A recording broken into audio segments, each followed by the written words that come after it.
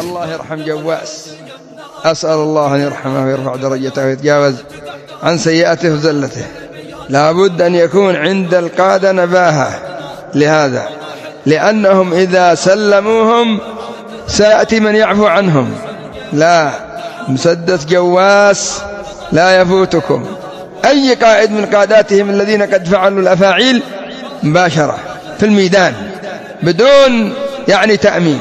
قال الجواس وصلني عند علي عبد الله صالح، قال له أنا فعلت بعلي عبد الله صالح ما لم يفعل، ووصلت عنده رقاني وأعطاني قائد لواء، تشتيني قال أوصلك لا عنده يعفو عنك. وفعلا والله لو كان وصلوا عند علي عبد الله صالح ما يروح إلا بسيارات وفلل وأمور طيبة، لكن ناولوا بالمسدس حقه.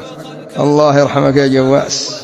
شوف كيف أهل الاستقامة يحبون من أزال دجالا من الدجاجلة ولو كان مقصرا.